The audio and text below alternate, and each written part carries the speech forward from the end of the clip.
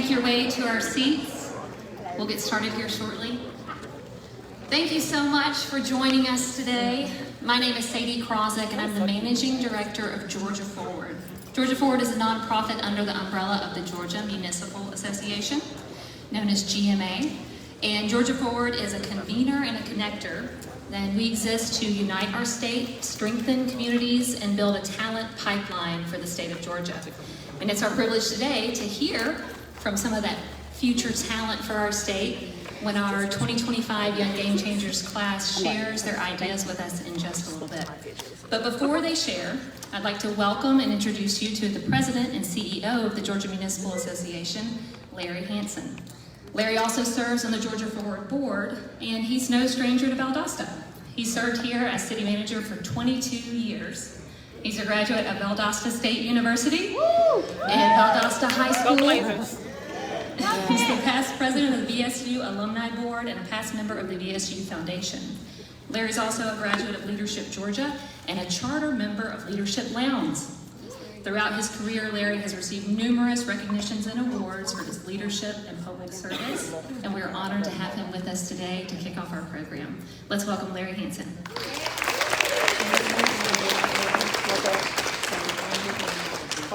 Thank you, Sadie. Way too much about me, but I'm here to hear from you. I want to hear about the work that you've done, and I hear y'all have done some remarkable work this year.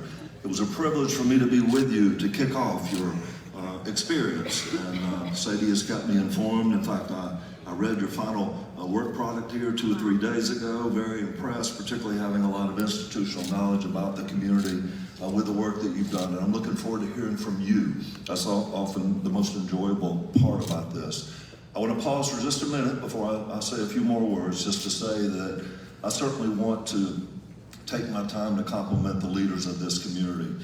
This entire South Georgia region, and particularly Valdosta and Lowndes County, have been through a lot with the damages and the after effects of the hurricane. And I just applaud the leadership, the resiliency, how this community has always rallied to support itself, and others have reached out to support you. But it's been a very trying time, and I know that impacted this class in some way. But kudos to the mayor and the chairman and the managers, and the university I know was hard hit.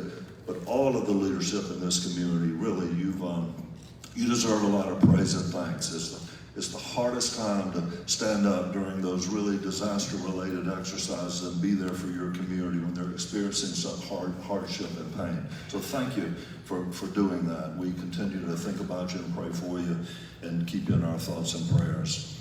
With that said, we are very proud of the Young GameChangers program. It's always good to be with you.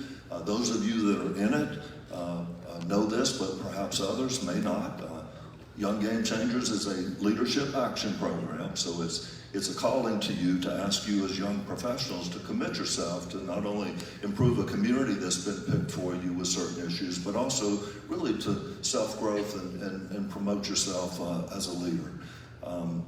We'd like to see you channel your abilities into an actionable plan, and that's what you've done today, and that's what you'll be talking about today. And you all have given 7 months of your time. It's a very intensive process. We ask you to be creative. You're asked to think outside the box.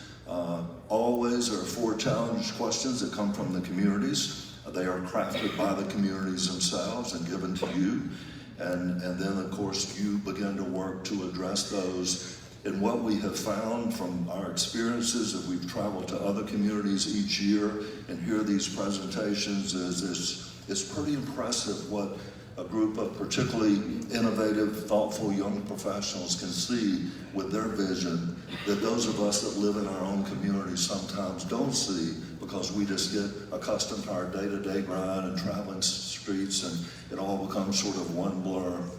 And it's really pretty impressive what bringing a group of people together from the outside, working with those that also live in the community, can see together and find ways to bring people together and see things perhaps we just don't see anymore.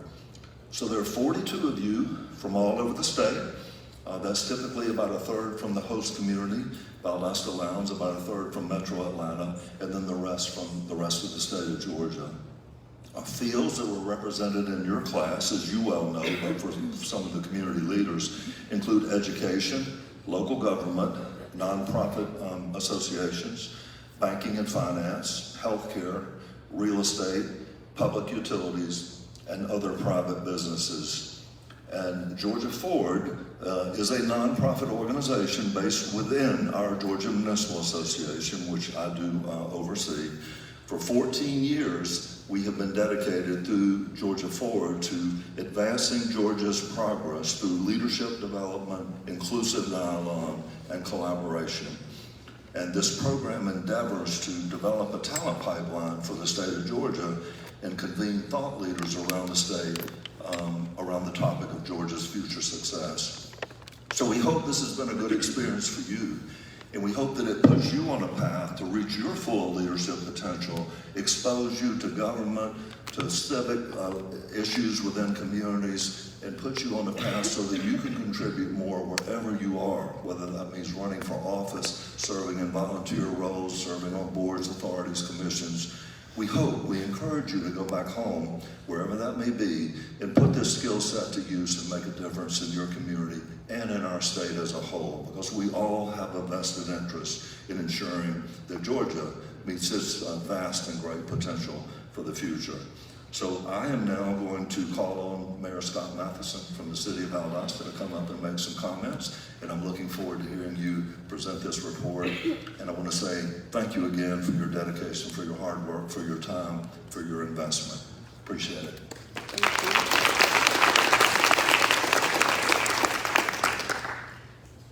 Apologize right off the bat to Shara Denton, our fantastic public information officer. I'm not going to use the speech. I knew you wouldn't. I knew you wouldn't. I welcome, first of all, and welcome back. I enjoyed hanging out with you guys in April. I enjoyed being your tour guide, showing you some of our successes and some of our struggles. Very much enjoyed almost going hoarse, trying to yell loud enough on that bus to point everything out. I appreciate you guys pouring yourself back into our community, taking a deep dive for those first 3 days in April, coming back in June, doing the same thing, and show of hands who enjoyed the paddle. So did I.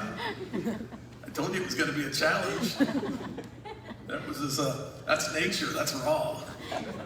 And then our favorite raw moment when I took you out to Valdosta High School and we met those very impressive young people. And then you had to ask them how many of you were hanging around in town after you graduate. How many? 0. Yeah. I imagine I'm going to hear about that in just a few minutes. Something to attract and to retain those young people who think the grass is greener elsewhere. That was a raw moment, but I wanted it to be that way. I wanted your questions to be that way, and I wanted their answers to be that way as well. Again, meeting in Warner Robins to further all this, and then coming back here, and as you can see, a lot's happened since you last visited.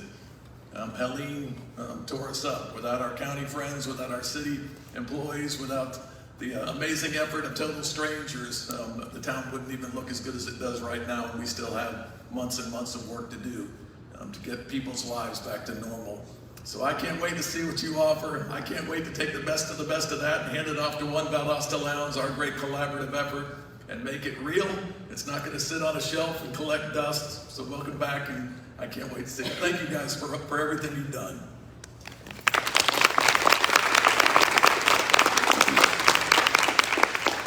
I do think the next speaker is going to stick to the script. Richard Hardy, our fantastic city manager.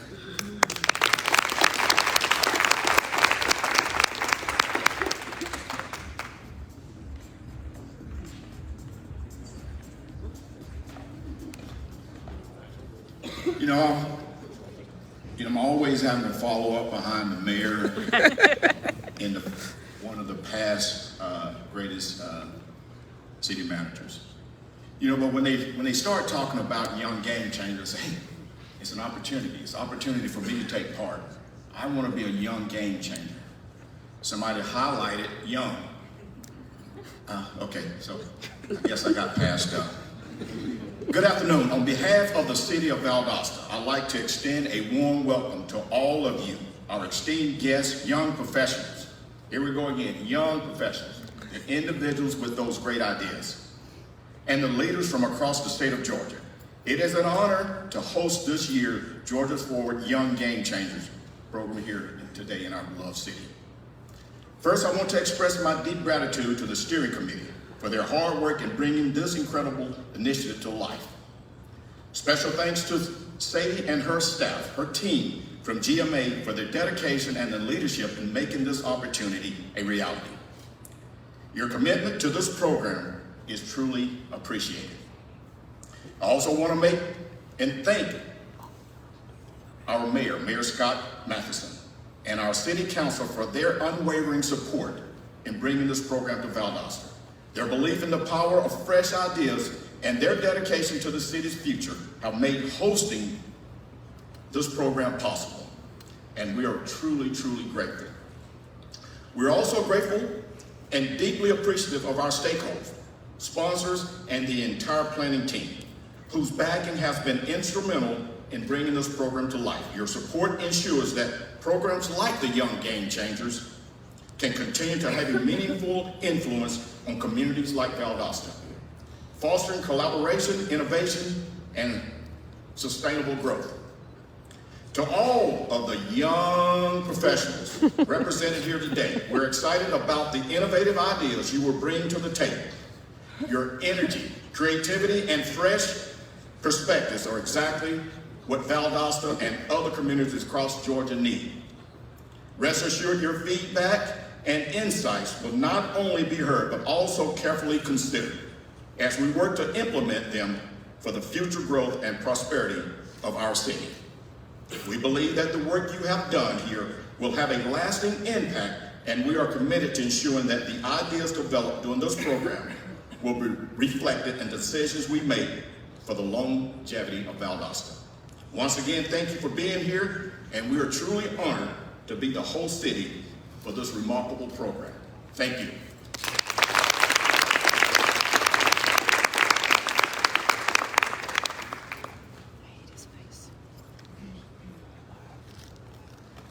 Good afternoon, everybody. My name is Kat Canella, and I am proudly a Young Game Changer alumni, class of 2017 in the Milledgeville community. And one thing that I know for a fact that I've seen happen since my involvement with Young Game Changers is that all it takes is a seed to be planted for that fruit to then flower. It might be 2 years, it might be 5 years, it might be 20 years, but today we are planting seeds that these game changers have conceived of and hopefully will water with your help and support in this community. I, Carrie, Sadie, the rest of the team at Georgia Forward, GMA, we are so proud of you game changers. Y'all have worked really, really, really hard for the better part of a year. And today you get to stand on this stage and reveal to the community your brilliant ideas, recommendations, seeds of change that are going to make this community blossom into something even better than we could ever imagine today. So with that, I would like to go ahead and welcome Team Green, our first team, up to the stage. Just a few housekeeping notes, how we will do this. In between each group's presentation, we will have an opportunity for questions and answers. As they finish presenting, I will grab the mic. You guys just raise your hand. I'll come around to you so you can ask your questions. Also, please hold your applause until the end of each group. Cool? Okay, great. All right, Team Green, we can't wait to hear what you have to recommend for our community.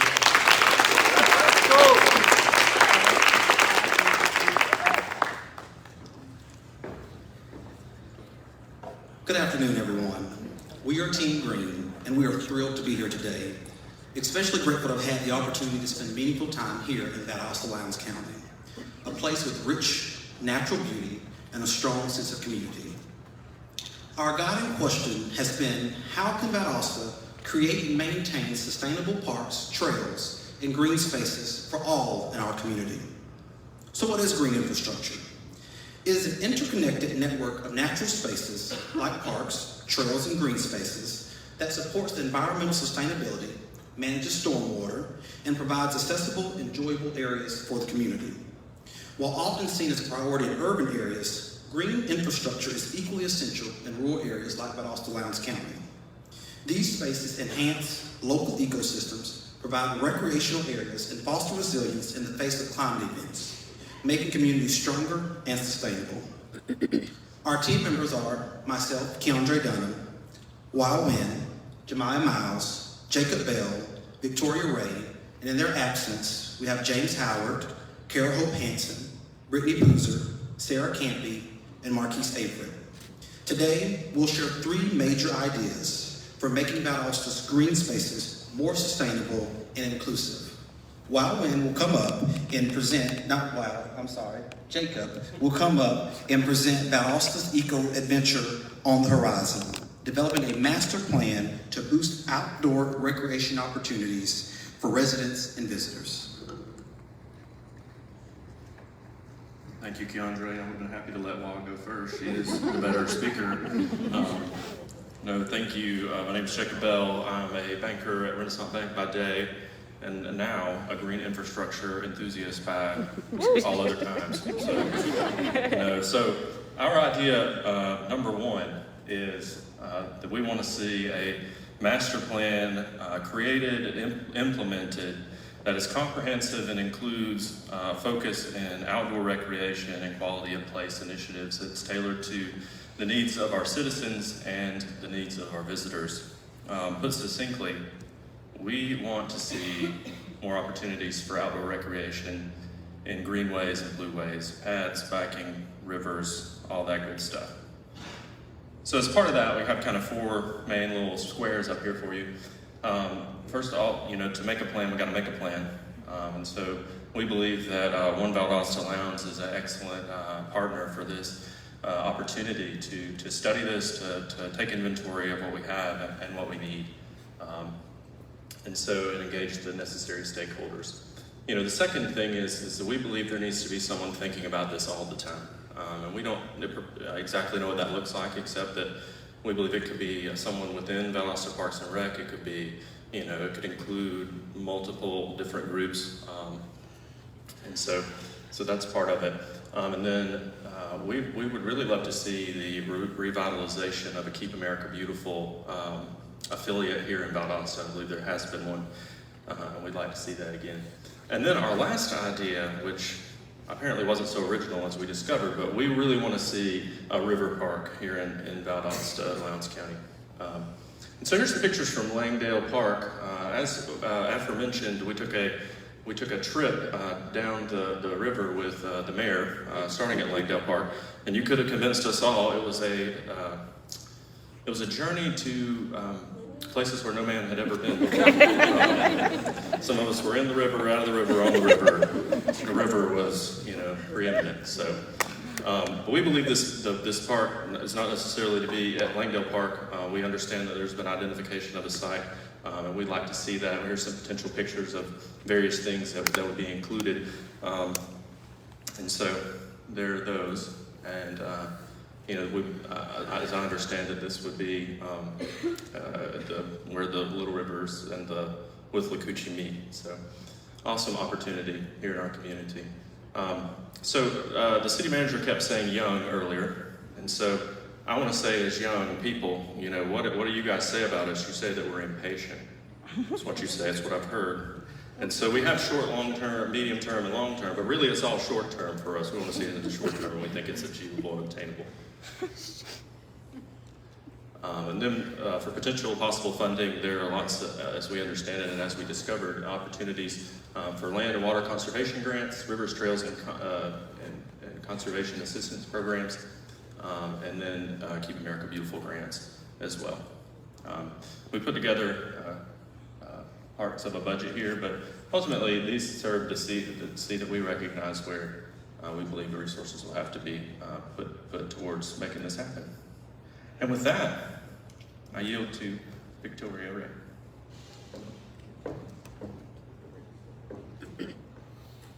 Thank you, Jacob. I'd like to go ahead and start by representing our second big idea, and this is to take existing green spaces and initiate a park revitalization.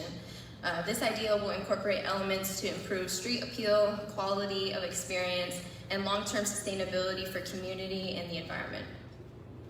This initiative intends to revitalize current parks through a way of equity-driven resource allocation for existing green spaces. More specifically, our recommendations include the following: of improving quality of existing parks, introduce micro parks and wayfinders, incorporate sustainable elements, build a cohesive maintenance plan, and implement a pilot project program. With improving the quality of existing parks, our group conducted a field research of all of the existing green spaces here in Lowndes County, and we found that there was a lack of comparable amenities across different parks, and so we want to see those funds be more equally distributed per location.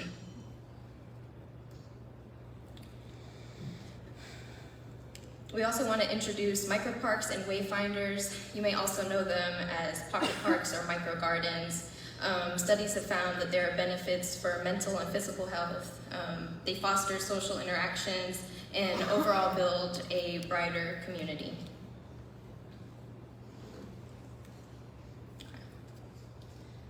We also want to see implementation of sustainable materials on these sites.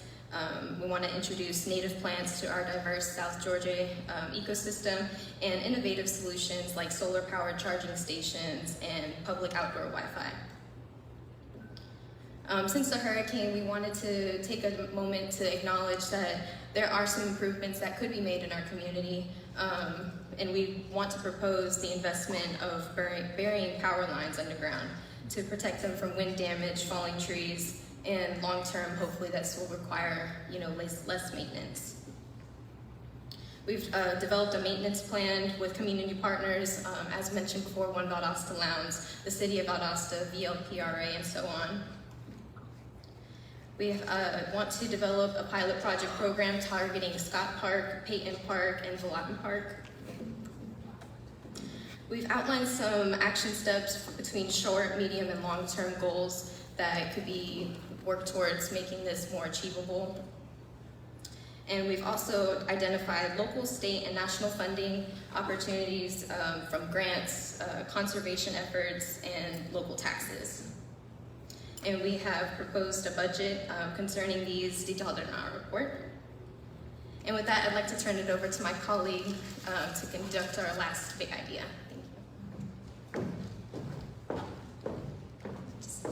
Okay. My name is Hua Win, and I'm very proud to present our third idea on interconnectivity between ecosystems.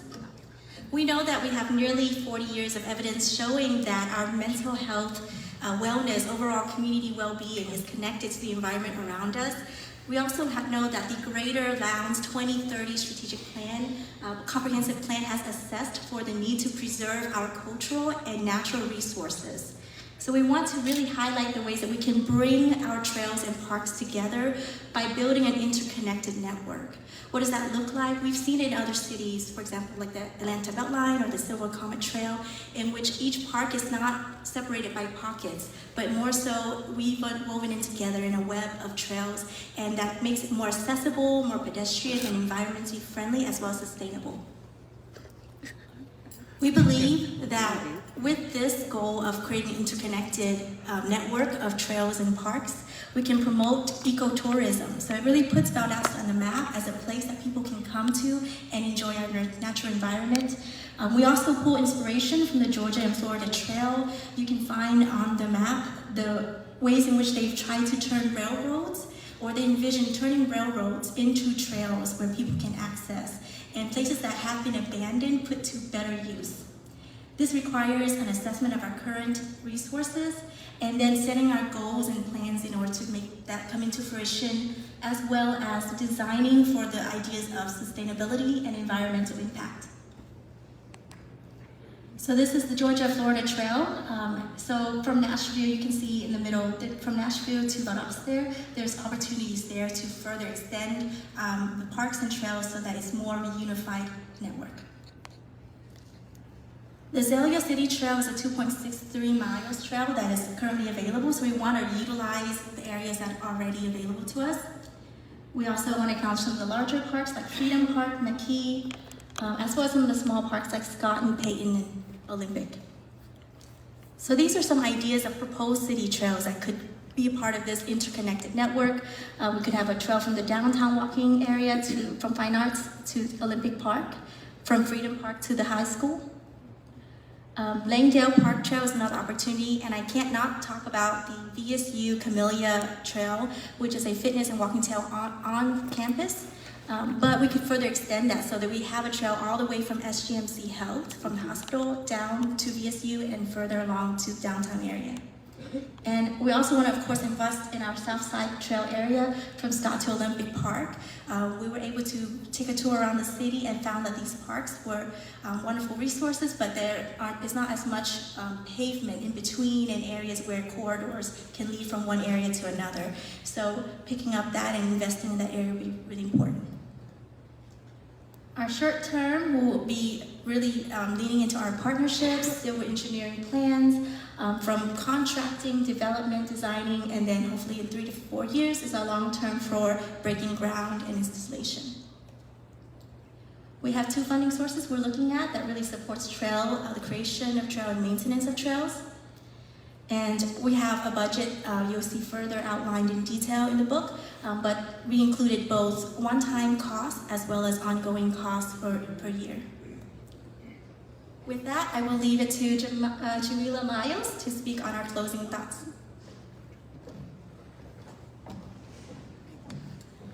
Thank you all for coming today. We just want to close out and bring all of our ideas together. Our vision is to help Valdosta become a greener, more resilient city with interconnected outdoor spaces that support the well-being of its people and environment. By investing in green infrastructure, we can create spaces that enhance rural community life, improve environmental health, and remain strong through challenges like the recent hurricanes, benefiting Valdosta for generations to come. Thank you all.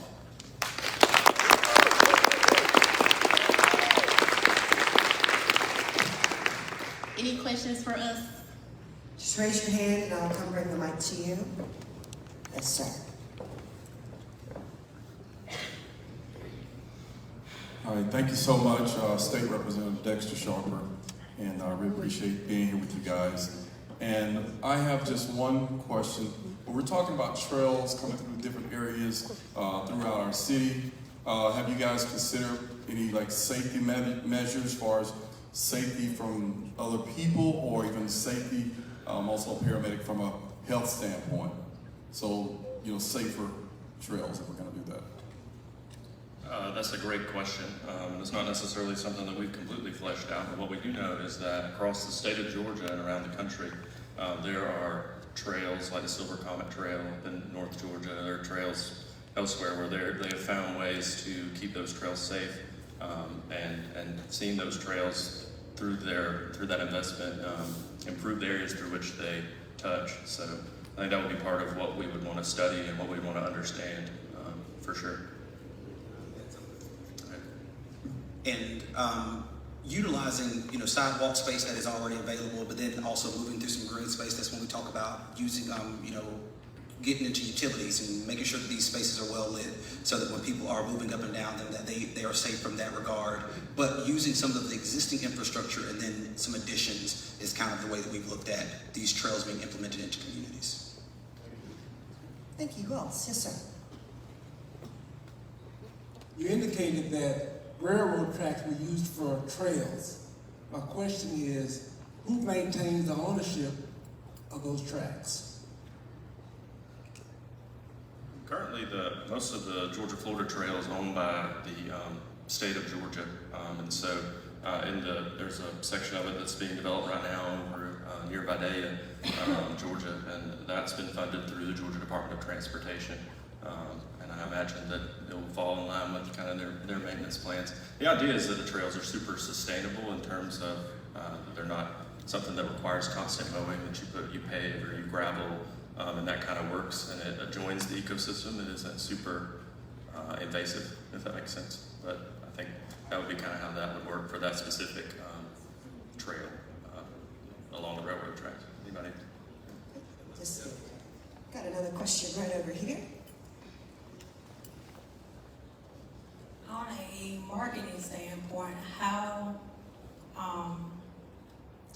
how will like the word get out to help the awareness of the trails?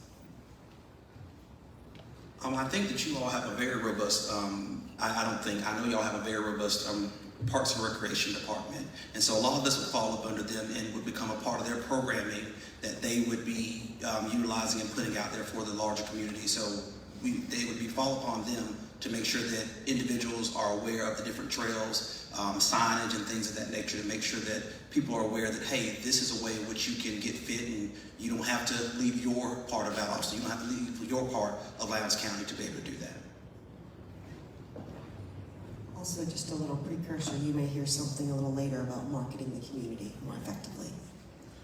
To add to that, we also, part of the budget, include a position for the Director of Community Engagement, and part of that is a specific person to handle and really bring in the community, engage the community, get the word out, promotional materials with trails, reaching the younger folk through mobile apps. You can actually find the trails on the mobile apps and people can check it off as another place that they visit. So keep honing on the ways that we can creatively, through ecotourism, bring people in and invite them and make sure that they know it's available. Very quickly, if I might add, the folks who bike and use trails and who this is their passion are actively waiting for something like this, and I fully believe that they will jump on it when the opportunity arises. Any other questions? One more thing, I remember our group added during our research process, like our community members who probably aren't as involved, like getting the word to them, they have kids in schools, so getting things out through the schools will also be another way to like introduce these trails to like community members that won't be aware, so they can use those spaces as well. We need to let Victoria know. All right, any further questions for Team Green? Well done, team. Thank you very much. Lines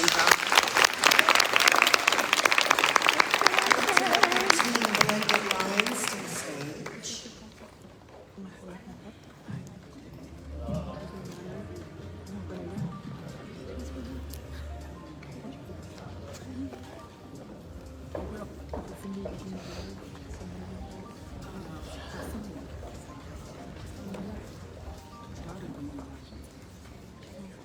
Good afternoon, everyone. My name is Abigail Carroll, and I work for the Valdosta State University Foundation. It's my absolute honor to introduce my team, Blended Lines. I've gotten an opportunity over the last 7 months to not only get to know these people, but to get to call them my friends. 6 out of the 10 of us are actually Valdosta Lowndes residents. Our team is dedicated to fostering unity, supporting our neighbors, and advocating for those who need it most. Our community is rooted in connection and belonging, and our mission is to strengthen these bonds across all demographics while reaching out to those who may feel isolated or lack essential resources. We were given the challenge question by the steering committee: how do we strengthen community togetherness among the various demographic groups within Valdosta Lowndes County and help those who are struggling with lack of resources and social connection?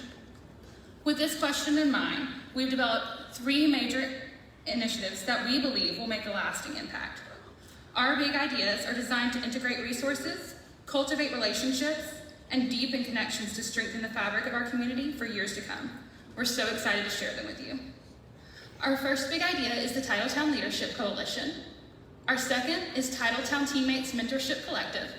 And our third is Titletown Multipurpose Center.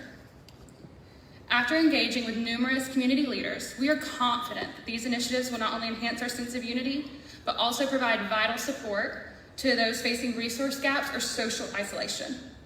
Thank you for joining us on this journey towards lasting community togetherness.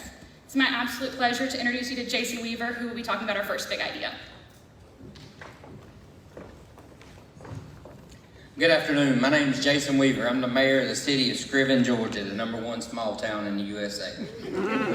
Big idea number 1 is called the Titletown Leadership Coalition. This would be an annual leadership meeting to bring county, community, and municipal leaders together to foster collaboration, project funding, and foster relationships in your community. A successful definition of this would be partnerships built between these leaders and members that build trust and foster more collaboration, working towards a future that all of our children would be proud of.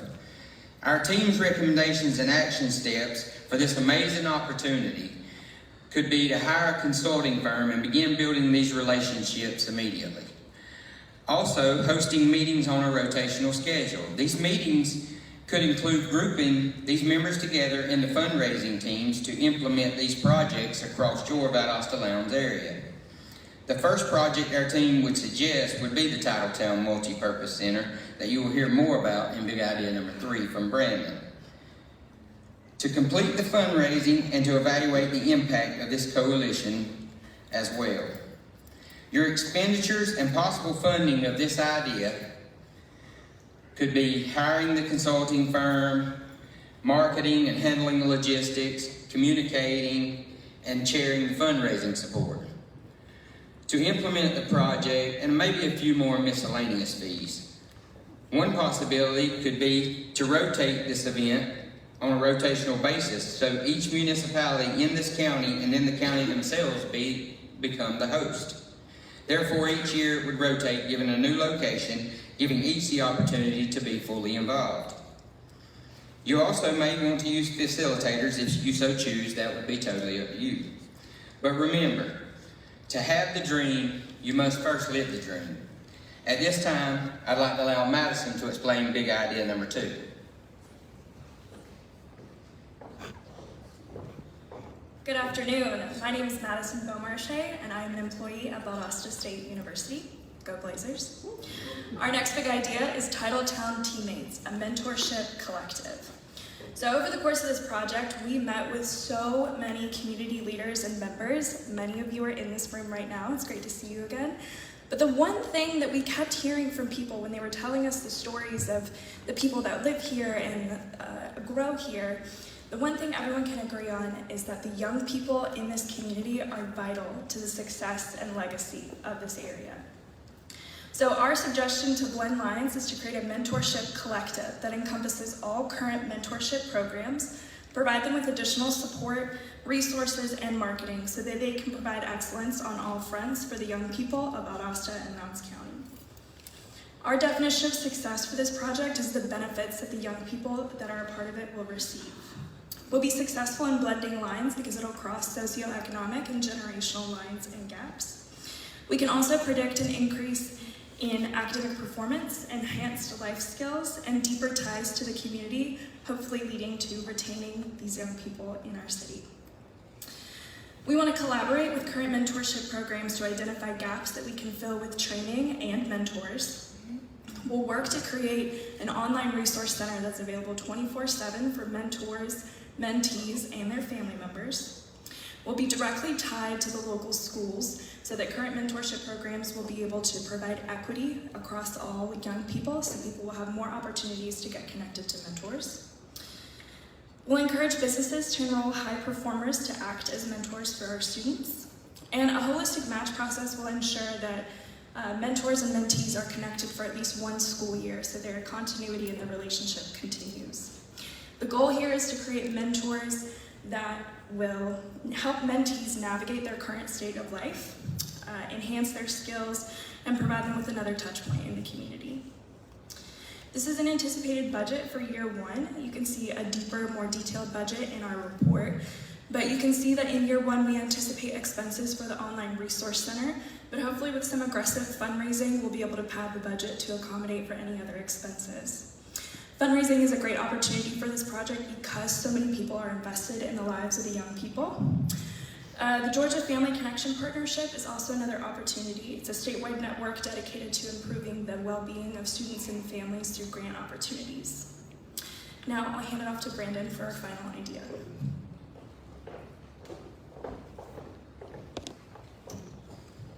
Thank you, Madison, and good afternoon. My name is Brandon Moore, Project Manager for Georgia Power and local resident of Valdosta, Lowndes County. So when I ask you each a question, what's in a name? By now you should see a common factor in all of our ideas, Titletown. A self-proclaimed name that identifies the athletic success of Valdosta and Lowndes County. So we asked ourselves, why not accentuate the name that blends friendly, rivaled communities? Our last big idea is the Titletown Multi-Purpose Center, a regional hub for travel sports and a place for hosting communities and events. Our definition of success is as follows. utilize the revenue, which we estimate at approximately $25 million a year, to provide funding and scholarships for participants, a home that physically represents the pride that is Valdosta and Lowndes County, and lastly, a hometown team to root for. Just as other hubs have representation through athletics, why not us? To achieve that success, here are some recommendations that we have. Utilize Leadership Coalition as the initial steering committee. As you can tell, we're already blending lines even through our ideas. Identify a location, ideally close to the interstate for accessibility purposes and for a little Titletown curb appeal. Hosting sporting events and maintaining a full calendar to ensure a profit for the community. Identify this place as a location for your disaster relief plan. As you all well know, we tend to host a few hurricanes every now and then. And lastly, break ground. As an old Iowa corn farmer once heard, if you build it, they will come. And that's exactly why we were here, and that's exactly what we believe. If we build it, they will come. Estimated cost for this project is approximately $20 to $30 million, and in order to fund that, we recommend looking into federal, state, and sports-specific grants, crowdfunding and local donations, a capital investment firm, and the Community Development Block Grant. They say that the hardest part of a journey is the first step, and so that's what we recommend. We recommend that you take this first step with us and help bring these ideas to life and bring them to Titletown. I would be remiss to say that these are our ideas, but they're not. They're yours. Through conversations and collaboration with each person in this community that we talk throughout this process, we want to thank each of you that took time out of your schedule to help bring these to fruition and bring these to life. We thank you, and we would like to take any questions that you have right now.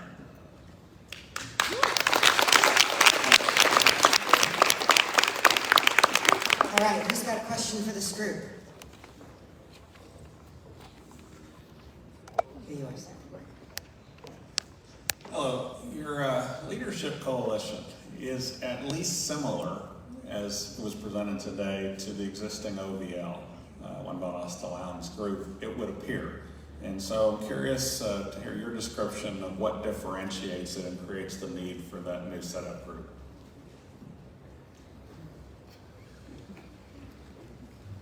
I think what would probably differentiate ours from the one that you're speaking about would probably be not only the fundraising element for a project, it would be kind of on an annual basis, and we would be similar to Valdosta Lowndes, where you would be rotating new leadership through that program each year. I think just adding the fundraising element to it, as well as having maybe some different people to the table. Just a little, maybe not the top leadership people that are doing the work on the ground as well. Sure, yes, sir. It just surprised me when I saw me up there on the mentorship. But just the power of mentorship, I think Ms. Chanel Randolph, who's also that photo, I mentored her probably about 15 years ago. And now to see her, what I guess they would consider my grand mentees, we're at the Capitol, but I was speaking at a school, at a middle school, and one of those young ladies pointed out, she said, you know, Miss Chanel, she brought us to the Capitol. And it was amazing to see that the power of that mentorship right here in the room today. Mm-hmm. So I'm a big supporter of mentorships. Absolutely. Thank you, sir. And she's in our group with this, so we're very proud of her. Yes. Brandon, would you elaborate just a little bit more about the multi-purpose building, what possible uses it could be used for? Yeah, so ideally a hosting spot for the Leadership Coalition meetings. It's a hub ideally for travel sports. We know that travel volleyball, we know AAU is very prominent. This town was built on, it's known for its athletics. I mean, Valdosta High School got its own Netflix series based on sports. One challenge that even the mayor mentioned was retention. So we have a place where we could host kids. It's a recruiting hub for Valdosta State. The Mentoring Collective, it's a hosting spot for that. Working for Georgia Power, I head up some logistical responsibilities for when storms hit. So it's a spot that is within the name. It's a multi-purpose center, whether it's athletics, whether it's hosting mentoring collectives, whether it's hosting leadership retreats, you know, what have you, or hosting contractors and putting cots inside a building so we can get our customers back on in a timely fashion. Whatever it needs to be, we can identify a use for it. Thank you. Who else has questions for this group? To your point about when Valdosta loans, as I understand, as our group was doing the research in the community, yes, there is OVL, but the need still exists for leaders to get on the same sheet of music and to have a shared set of values. And so I think this is another opportunity for them to, as I mentioned, get not just the top line leaders, but also that second tier of leadership and develop them and pull them into the planning for the community, as they are often the ones who are actually doing the work. Okay. Good evening, my name is Pastor Wesley. What touched my heart is the mentorship. I work in the prison system, I work for the juvenile youth. What form or what type, how will you contact and reach the inner city kids who are at risk, who have been incarcerated, who are dealing with drugs, suicide? What plans do you have to reach that group of kids? Absolutely, thank you for the question. At this point, our plan is really heavily focused on reaching them through the schools, really focusing on utilizing teachers and touch points within the schools, counselors, administrators, to help us identify those students that are in desperate need of mentorship or additional support from community members.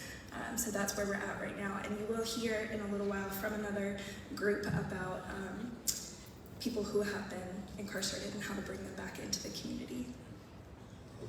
A lot of these kids I've worked with, they're not in school. Mm-hmm. So how will we approach them through the system itself? A re-entry program or something like that? So, because a lot of them are not even in school, so that we would miss a lot of them through that program. Yeah, absolutely. And another group will be speaking about that in just a few minutes. I'm glad that tells us we're on the right page. Thank you. That's right. I think we'll be really excited to hear what's coming on that front. Hey, I'm Darius. I'm not a part of this group, but I wanted to answer that question. We will also partner with the Department of Juvenile Justice as well to enhance those partnerships, as well as call on the members of the community to help as well. So you'll hear from us. All right. I'll stay. Any further thoughts for Team Blended Lines? Well done, team. Thank you so much.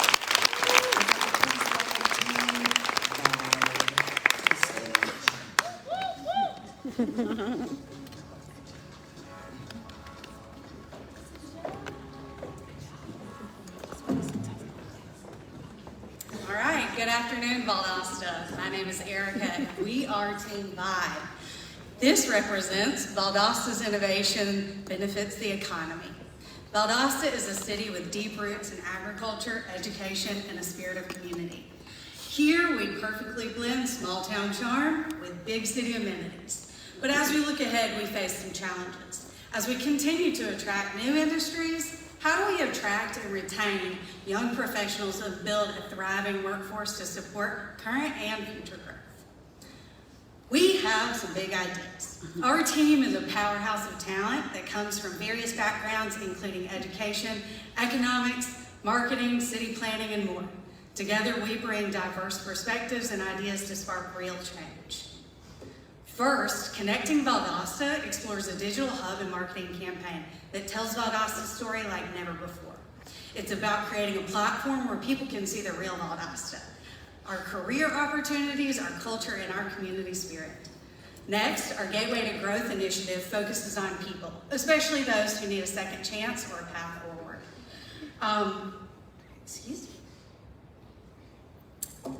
By investing in local talent, we're ensuring that our workforce is not only skilled, but also deeply connected to the community and its success. Last but not least is the Yard.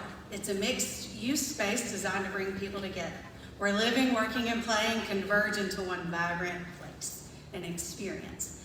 This project is all about making downtown a place where people want to be. Now I'll turn it over to Brittany for more details on big idea number 1, connecting the lives.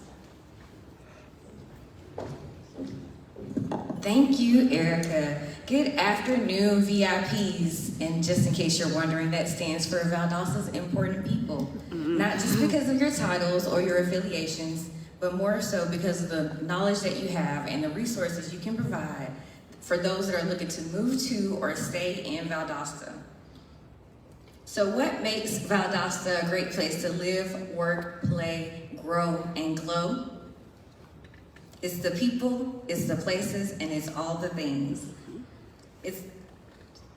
And that's the story we want to tell through our big idea of a website and marketing campaign. I know you may be thinking, oh no, not another website.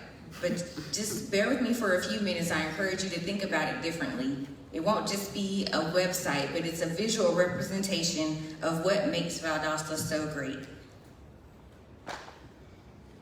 Yes, at its core, we are recommending a website, but let's build on that. We can make it fun and engaging. That is where the marketing campaign comes in. Maybe have a contest to see what the name should be. Since we've been playing on Titletown, how about Win in Valdosta or Viva Valdosta? Any takers on any of those? We can use our VIPs, you all, as influencers. People want to hear your stories and see someone that they can connect with.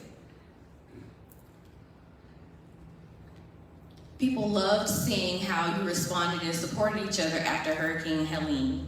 Give yourselves a hand. That is what attracts community and connections. Building on the website, programming can be developed. We recommend having a professional development and mentoring program for the college students. Let them see what life is like outside of the campus. If they can connect with a professional, they can say this is a cool place to be, even as a young professional. And also, we recommend offering incentives because who doesn't like a good incentive? Memberships to many of the places here in Valdosta or discounts to different gyms or different activities that they can participate in, and it doesn't have to break the bank. Our team researched a number of communities to see how this could work in Valdosta Lowndes. We looked at Choose Tallahassee, We Are Huntsville, and Live in Lou. So the example you see on the screen is from liveinlou.com. It highlights the benefits of living in Louisville, Kentucky. And if someone can live in Louisville, they surely can love living in Valdosta. And that's what we want to showcase. One virtual hub to show the quality of life that is here. I won't spend too much time on the budget. You can see the full thing the full breakdown in our report, but I do want to bust the myth that website building and campaigns have to be expensive. They don't. A website can cost as little as $7,000. So how can we pay for this? The funding can come from wonderful partnerships like the organizations and the individuals here in the room today.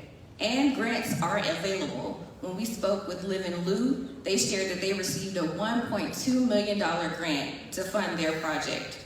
So for this city without limits, there's no limit to the possibilities of funding. I would like to now introduce Adam Fulbright to introduce our big idea number 2.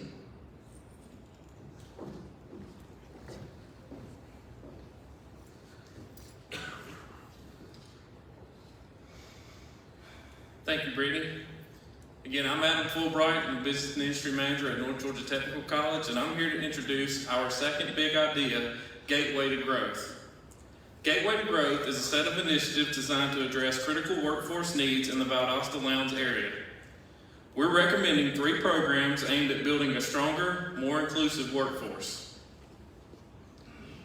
Program 1 is our Parent Forward program, which seeks to identify and support parents of K-12 youth who are or are threatened with homelessness and provide them with training and employment assistance. Program 2 is our internship for at-risk high school seniors. This is an 8-week program for graduating seniors with no secondary education plans and to help provide them with career exploration based on their interests. Last but not least is our Second Chance Reentry Training Program. This is all about utilizing an untapped and stigmatized workforce. We recommend comprehensive training to directly impact industry needs while providing recidivism reduction for justice-involved individuals. Now, how are we going to make this happen? For our Parent Forward program, we seek to start out with a selection related to the employer partnerships, identification of the parents, and short-term technical and soft skills training through the Professional and Community Education Program, or PACE, at Valdosta State University. For our internship for high school seniors, we seek to work through curriculum development and mentor partnership while recruiting the interns that the high school deems at risk for secondary plans. This will culminate with a final showcase of program experience and hopefully employee partnership. Third, our Second Chance Reentry Training Program will select via stakeholder needs, identify eligible justice-involved individuals via Valdosta Sheriff's Department, the Valdosta State Prison and Transitional Centers, and then training and implementation through partnerships with Goodwill and Wiregrass Technical College. For our budgets, the Parent Forward tuition sponsorship for 10 parents through the PACE program at VSU is estimated to be $2,000 to $4,000 per participant. For our internship for high school seniors is a paid stipend of $2,400 to the intern for the duration of the program, mentor salary compensation of $10,000 to $12,000, and transportation assistance per student. For our Second Chance Reentry Training, no immediate cost to the community is needed with various grant opportunities available. Some of those possible funding sources for our Parent Forward program consist of corporate sponsorship, tuition waivers and discounts through VSU, and developing parent potential scholarships to assist in the funding. For our high school seniors, again, corporate sponsorship along with the paid internship, and then community and individual foundations and donors. For our Second Chance Reentry Training, we will seek to work through the WorkSource Southern Georgia and the Workforce Innovation Act, Second Chance Pell Grants, and Goodwill Southern River Region has active funds available now. In summary, Gateway to Growth addresses 3 important community needs. Through tailored and impactful programs, the Parent Forward supports vulnerable families. The at-risk internship provide career pathways for undecided seniors, and the reentry training taps into an overlooked workforce while helping reduce recidivism. Thank you for your time, and now I'd like to introduce Andrew Moody with Big Idea number 3.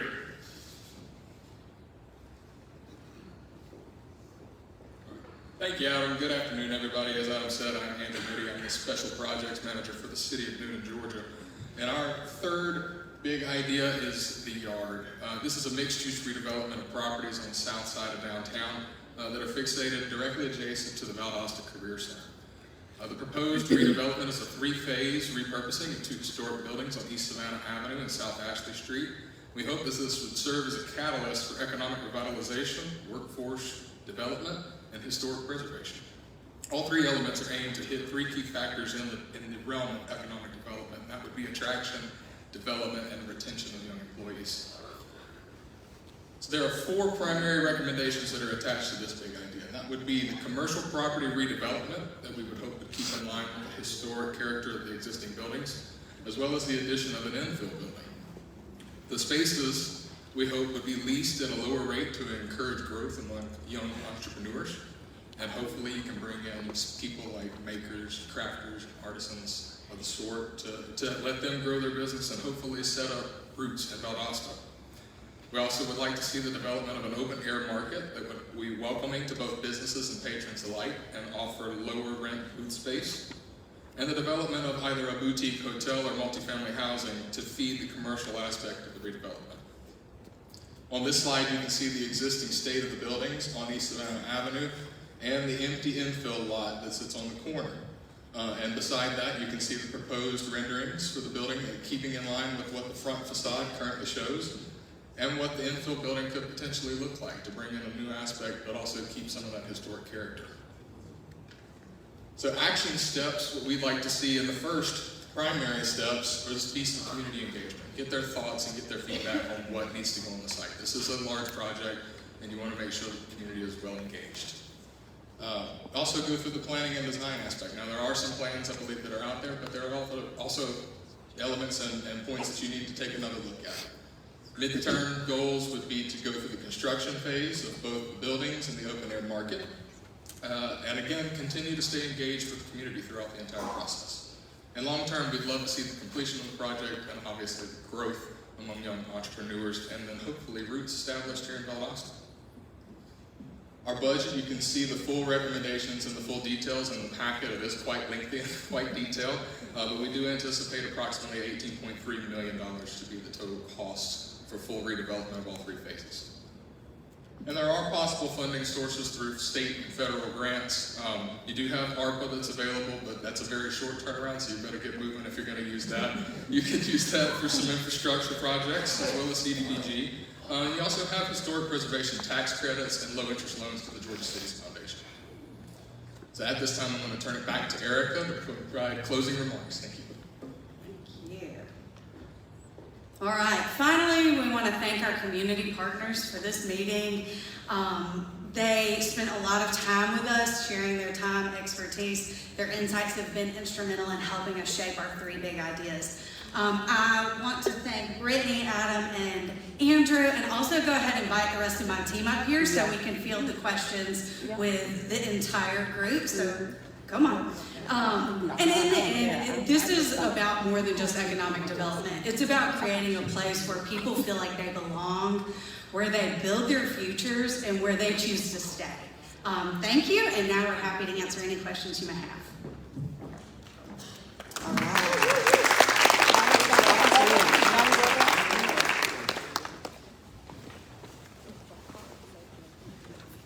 How do you see the difference between your senior at-risk internships from the current work-based learning that's already existing in the high schools?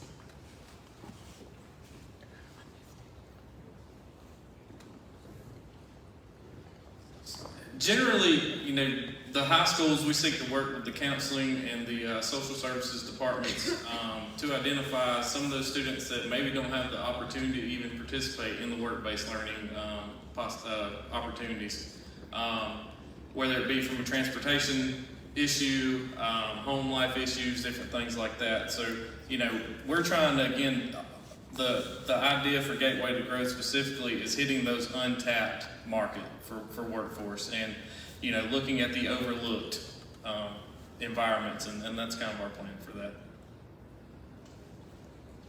Okay, who else?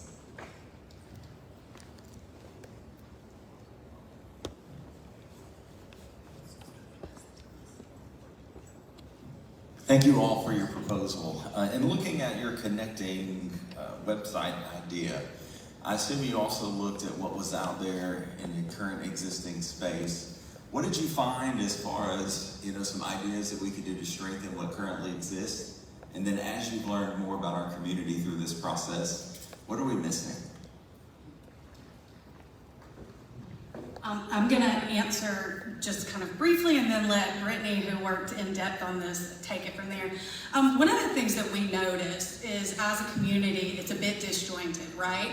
We've got lots of information, but it lives in 5 or 6 different places. So the idea behind this marketing hub is that we marry these all together and make it extremely cohesive. So we are one Valdosta Lounge, wherever you are, Mary Beth. And we make it easy for people to find the resources that they need. Thank you for the question. And so build off what Erica mentioned, we saw that a lot of communities focus on the live, work, play. And so with our recommendation, we added grow and glow, because growing here means learning, taking advantage of Valdosta State and the colleges that are in the area. Glowing here means connecting with other people to see, is there a like-minded person here in the area, or if there's a group that likes skateboarding, or just being able to connect people in ways that we already do connect but don't know that we do. We have more similarities than differences, and so the grow will allow people to experience what Valdosta is like on a day-to-day basis. But also, one of the things that we wanted to add with the Valdosta Important People, the VIP as we call it, is being able to connect with someone. If you're thinking about moving to the area, but you want to know, are there communities for multi-generations? You know, is it safe for my child that may have developmental delays? Is there somewhere that I could grocery shop that has healthy foods? Those people can be on the website and be able to be reached out to answer those questions that you can't necessarily get answered on the city's website or on the Visit Valdosta website. And there's no shade to the sites that are currently here. There's a lot of information that will be pulled from those websites, but it's just to allow one place to see what it really is like to live in a place. That's what makes you want to stay. Did you have a follow-up? Saw you lips move. Okay. What else? Yes, just me.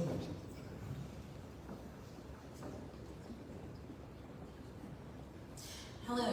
I had a question on how do we get to the point of making the workforce housing affordable for people? I like the layout and ideas. I think it's a very good start, but how do we get into where people are able to be housed first and incorporate these magnificent ideas that you all have with moving forward? Having experience with reentry services, one of the main issues is housing. Where are people living? So if they have a place to stay and they can implement these things to grow and move forward. I want to add into that too. And I'm kind of glad you asked that question because that's what I do daily. Part of my main projects is building affordable and workforce housing. So as part of the yard, and I can have my colleagues add more to that in just a second too, but the multifamily residential aspect was intentionally designed with the purpose of also having lower rental rates to kind of fit more of that workforce model. Because as we all know, the rising cost of housing, we cannot stop it. The only thing we can do is contribute to help it and at least build a basis to establish more. But in discussions initially with community members, we did come to find that there are further plans in the surrounding areas, or at least in that corridor, to have more workforce development for actually single-family homes come along in the future. So we hope that as part of this economic catalyst, while it's bringing in new businesses and is helping entrepreneurs set up roots, that it also serves as that catalyst to kind of redevelopment and revitalize the entire area, but also provide new opportunity for homeowners to come in and sit down. And do you also think that this plan can be copied throughout the various communities, north, east, south, west sides of town, to not have just certain resources in one community, but to have kind of like these satellite places within the communities? Of course, you're seeing a lot of that, and I want to say that GMA has a wonderful program that establishes placemaking as a basis for doing some of this. But if you can establish a community hub, and I believe you're going to hear from one more of our teams that's going to kind of hit in on that, but giving people a sense of place and giving them a zone to kind of come in and set up their roots gives them more reason to stay, and then it's our job to sit here and provide these units to them, or at least encourage the growth in the right direction. Ma'am, I could not have placed you in the audience better. You're planting seeds. We're going to answer some questions here shortly in the next group. I see several more hands. There's someone here, and then I'll come right back down, okay? Hi. In addition to the affordable housing, have we focused or looked at all housing for homeless? So in our research and our development, no, that was not a primary focus. We did not consider housing the homeless. Thank you. Coming to the back corner.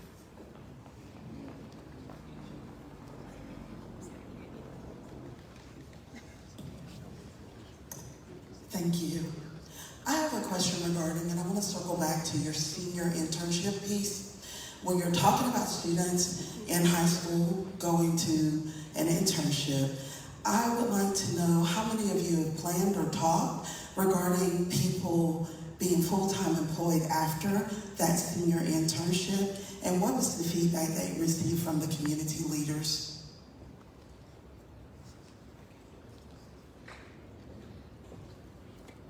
So the hope with all of the training programs is all to end up with full-time employment opportunities at the end of the training process as well.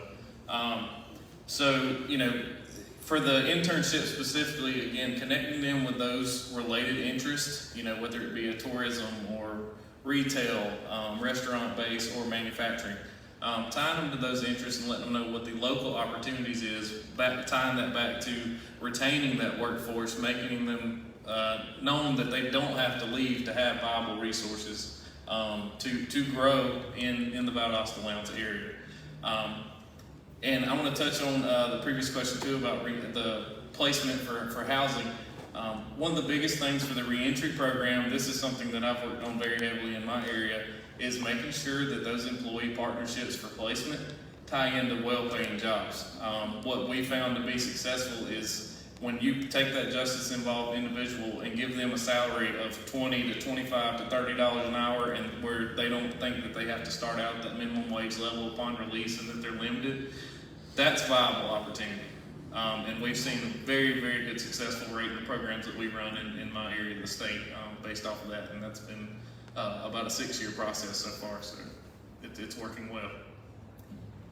And to your question about community involvement and what feedback we've gotten, I think Kat mentioned it earlier, we've had approximately 7 months to put these plans together and get up with everybody that we could. This idea for the student internship program actually stemmed from a thought out of Columbus. They ran a pilot program for this past summer, and so we gathered that idea and have yet to reach out, but we know based on the connections that we've made in this community that we will find partners within the community that are willing to host 1 to 2 student interns a year. And again, the thought is that we as the community would find funding for that. So we would funnel that directly to these employers, and hopefully those employment opportunities then spark a fire within that student that wants them to stay and continue their career with that employer. I'm coming around to the middle. Y'all gonna make me work out today. Hey, just a special thank you. You guys are so passionate, and to see you standing there and smiling and presenting this is exciting. The twofold, when we first talked, you're really excited about looking at the opportunities downtown. Number one, how did you land in the location you landed in? That's first. And second, you spoke pretty passionately about maybe an incubator program. Did that make it into the final project? So as far as location selection, that actually came just from analyzing what was on the real estate market at the time. And then we found in conversations with a local developer that site has been particularly difficult to initiate some type of revitalization on, just because of the historic preservation aspect is not one that many want to take on, because it is a very lengthy process, obviously 30 days from the day that you submit, and every time you resubmit, another 30. So that site in particular we feel is necessary to present as a key aspect for our report, because I think it's a vital or a good opportunity for the city to have an opportunity to kind of leverage some of their abilities to get that kick started and get that rolling, to hand it over to a partner or a private equity, however it needs to be. And that is laid out in the report. And then yes, the incubator is still mentioned in there. So that is one of the key elements that we initially had discussed, was that the yard itself could serve as an incubator to restaurateurs. There's another example in the city of Savannah where they have a food market where they allow these brand new restaurateurs come in to test out their model for a couple of years for a low rent rate, and then if they end up enjoying and get a good clientele in the city, they go and establish roots in a more permanent location. So that certainly is one of the aspects that we considered during our. And Kim, to your question, another thing that we considered while working with other groups and this location was how it connects downtown to the south side. So we feel like we're getting to bridge some gaps that are lacking right now, and also really do it with a cool project that will involve everyone within this community. Did I have a question over here in this corner? Any other hands? Wave them high. And talks about the re-entry part for those individuals who are serving their sentences outside of incarceration, i.e. felony probation or misdemeanor probation. How would they be able to fit? Because they're they're not incarcerated, but they're in the community and have needs as well. So how can we incorporate to make sure that they are included in the reentry? So it's not mentioned specifically in our presentation, but working with the Department of Community Supervision, your parole officers, again, this is something that I'm heavily involved with in my area. So we work through the IET model with the Technical College System of Georgia, which is Integrated Education Training, which seeks out adult learners, so adult education pathways. If they don't have their GED, they get those types of training, the soft skills, as well as specific skill set training determined by the area needs and employer needs. So, for example, we run things through like advanced manufacturing training, so entry-level production and maintenance style roles, automotive technician training, basic construction fundamentals, OSHA 10, framing, different things like that, as well as welding is probably one of our biggest producers of individuals. And we pull from all those areas, the short timers at community detention centers, your Department of Community Supervision, parolees and probation violators, as well, again, as your transitional centers. As they're transitioning out, one of the requirements is for them to be working. And like I said, with the success that we've seen, they're working and getting very good salaries. And when you're talking about affordable housing, maybe the housing itself, you have to have an affordable wage to go with that to pay for it. So it's been very successful to see that and pull from all those different areas.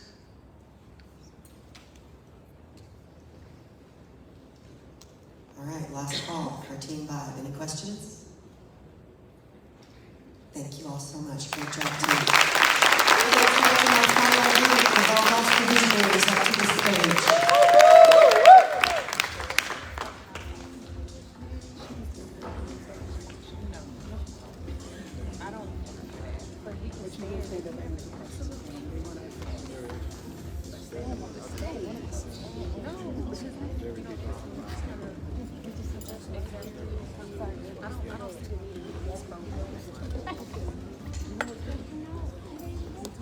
Alrighty, last but not least, some great seeds were planted just in talking about housing and what we can do to try to address some of the issues in the community. So that was economic development.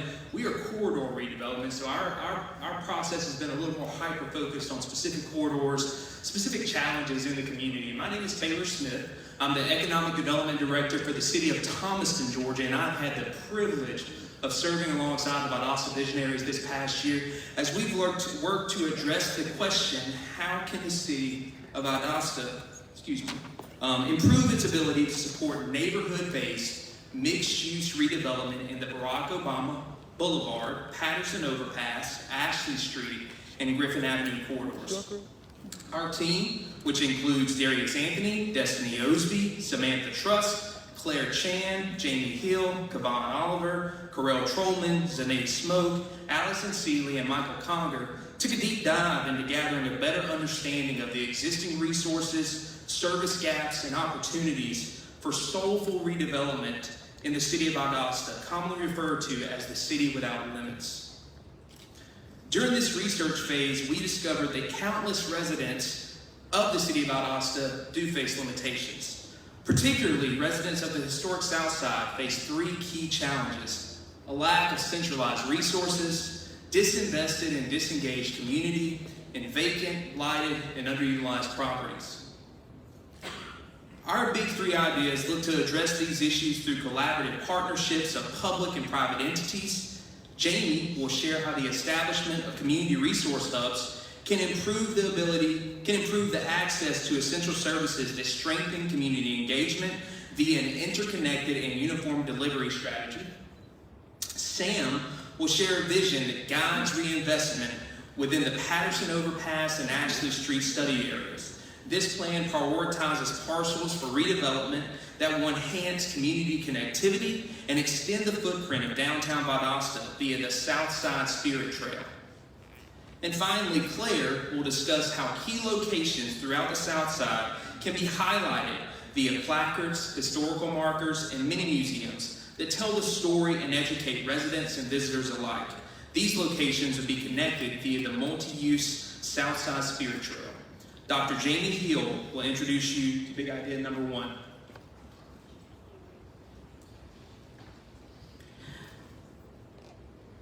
So for our first big idea, we are proposing the establishment of community hubs to assist the city's ability to support neighborhood-based mixed-use development in the identified corridors. Community hubs are designed to centralize resources and services that strengthen our community support through an interconnected system.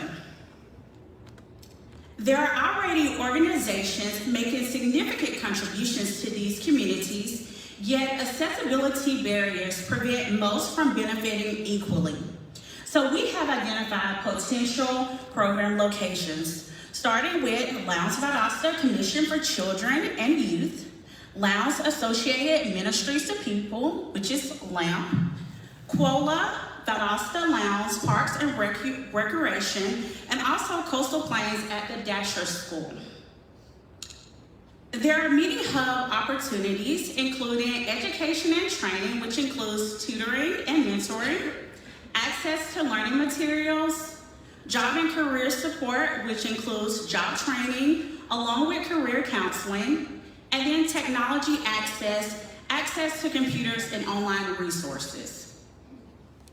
Our recommendations are to partner with Valdosta On Demand to integrate community hubs into their stops, ensure each community hub offers the same range of dedicated program and support in all locations with our program managers, have each hub engage with the community by hosting events to foster a community of togetherness, and to broaden the range of support services by working closely with our nonprofit organizations.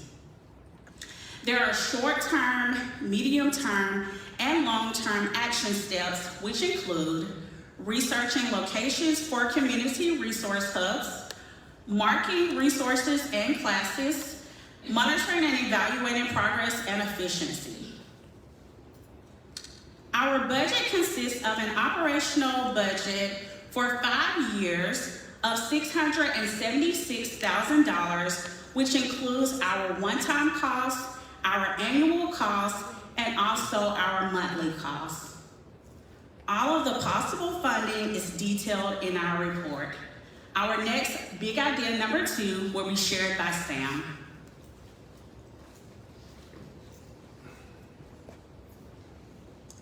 Thank you, Jamie. Hi, everyone. My name is Samantha Trust, and I am the Planner 2 for the City of Brookhaven. As a response to seeing the vacant, underutilized properties throughout the historic Black downtown, we have identified 10 city and privately owned properties to act as catalysts for what we call soulful redevelopment. These projects aim to extend the natural footprint of downtown Valdosta, bridging the gap between downtown and the historic South Side. The space underneath the Jim Beck overpass is brought to life by the Louis Lomax Linear Park, named after Valdosta-born journalist and author. The Southside Spirit Trail, which will be discussed more in Big Idea 3, acts as its focal point, connecting each of these catalyst projects to the larger community. Next, we have Harvest Square, a food-centric development which includes a community garden to produce fresh food for the local soup kitchen, and giving those utilizing these resources an opportunity to give back. There is also an outdoor pavilion for a farmer's market and an area for food trucks to park next to Olympic Park. Across the overpass, just south of Olympic Park, is an area we have called Corn's Corner, named after Alfred Corn, an award-winning Black poet and writer who was raised in the city of Valdosta. Corn's Corner is made up of Thomas and Pierce Plaza, which is named after Drunell Thomas and Robert Pierce Jr., who are not only natives of the South Side, having graduated from Pineville High School, but are also the first 2 people to integrate Valdosta State. There's also a bicycle co-op and a nonprofit coffee shop that utilizes profits to help fund the various programs and redevelopment projects proposed in this plan. For the portion of the South Patterson Street area between MLK and Florida Avenue, we propose that this area be closed to traffic and repurposed as open space. The former furniture store on South Patterson will be repurposed as South Patterson Studios, serving as a fully furnished efficiency studio starter apartments on the 2nd story and a business incubator space on the 1st floor with a proposed partnership with the South Georgia Black Chambers. Next, we present the collaborative at South Patterson, which we envision as a workshop and training facility for hands-on learning in partnership with Wiregrass. Crossing back over the overpass, we believe the former location of the Liberty Theater would be an ideal site for a Black History Museum, dedicated to preserving, showcasing, and strengthening the rich cultural and historical legacy of the local Black community. Our next project is a proposed partnership between the city and St. Paul's AME to renovate the parking lot and establish a shared use agreement, allowing it to serve as public parking when not being used by the church. The existing storefronts on South Ashley offer a prime opportunity to be repurposed as startup business spaces tailored for entrepreneurs affiliated with the Black Chambers. By providing affordable and accessible spaces, these storefronts can become a launching pad for new businesses, empowering minority entrepreneurs and providing a supportive ecosystem for them to thrive in. Lastly, we present Legacy Lofts, an innovative live work development designed to support young entrepreneurs and artists. This project will feature units that combine residential loft spaces with storefront commercial areas, offering an all-in-one solution for those seeking to grow their businesses while living in the same location. The design aims to foster creativity and entrepreneurship, making it easier for residents to manage both their personal and professional lives. By integrating living and working spaces, the Legacy Lofts will contribute to revitalizing the local economy and enhancing the vibrancy of the surrounding community. And of course, I wouldn't be a city planner if I didn't talk about zoning for a second. Current zoning does not allow for residential uses in the highway, commercial, and community commercial zones. Since housing is in such high demand, we propose the Southside Revitalization Overlay, which would allow residential uses by right, but only above the first story so that the ground floor commercial component of downtown can be maintained. You can find a detailed breakdown of the budget for each of these projects in the report, and the cost can change based on the design choices, but we estimate these 10 projects to cost $5.3 million in total. I'll be handing it over to Claire to talk about big idea number 3.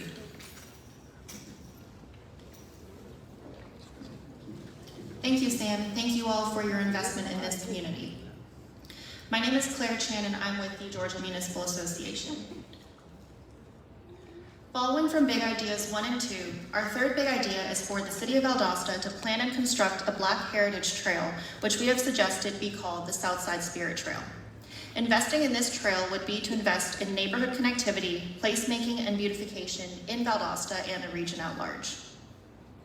While researching for our project, we uncovered an incredibly rich history along the corridors of Barack Obama Boulevard, Griffin Avenue, the Patterson Overpass, and Ashley Street, as illustrated in the 2022 mini-documentary, The Southside Project.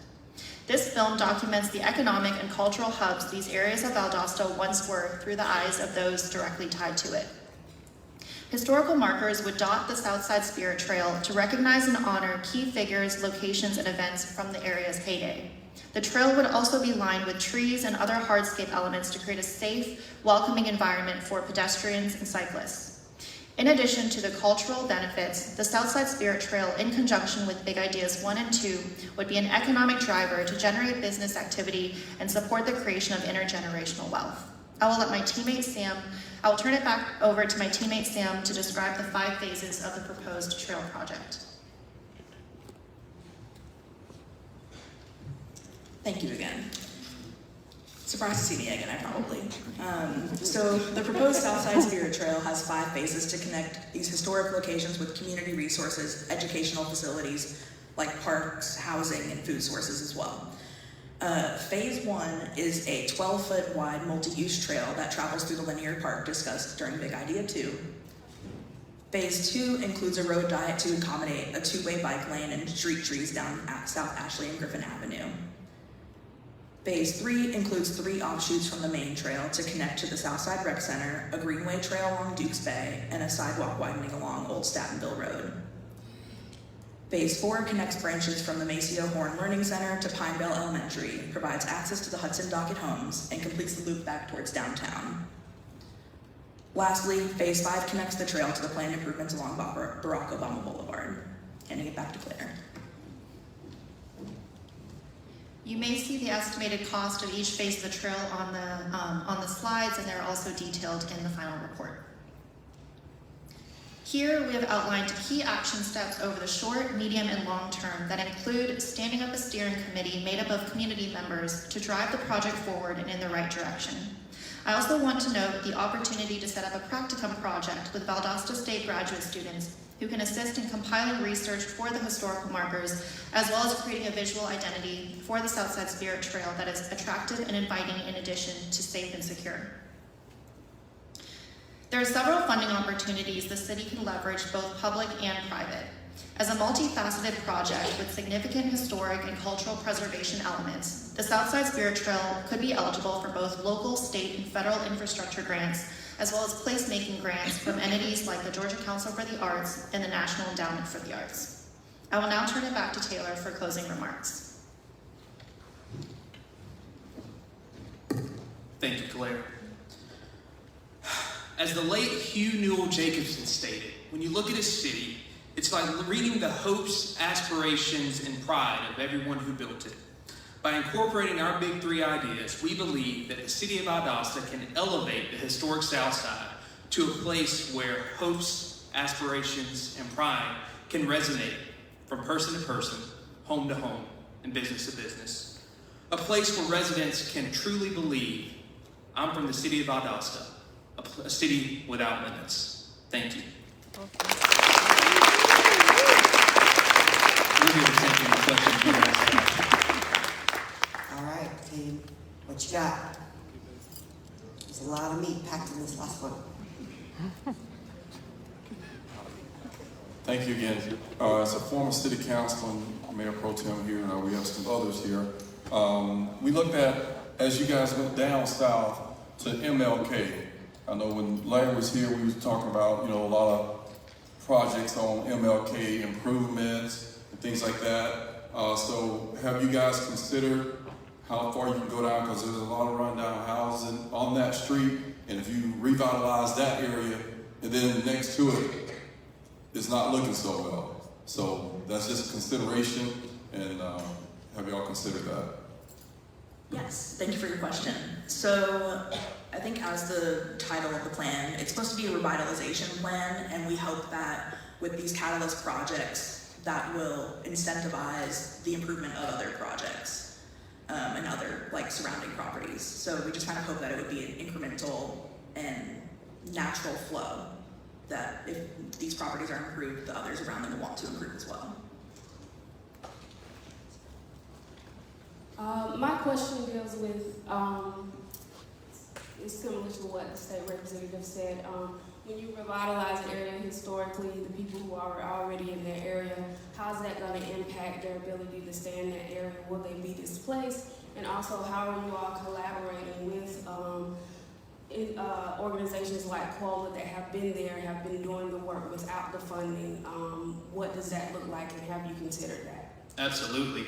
So I think one of the big things that we realized from the beginning is that you have multiple groups like COLA that are doing incredible things in these communities, but they're not working together. There's no collaboration between these groups. They're doing very similar services to the community, but that's the idea behind these community resource hubs, bringing everything centralized and having a uniform delivery strategy. No matter where you're at, you're gonna have the same services, whether it's housing assistance, literacy education, whether it's job training. We want everyone to have access to these resources because the resources exist, they are out there, but we have to expose the resources to our residents, right? And with economic development in Thomaston, I'm also over housing in our community, and it's a challenge. The fear of gentrification, right? That big G word, it scares people. And the way I try to sell what we're trying to do in my community, the 3 R's. We want to read that.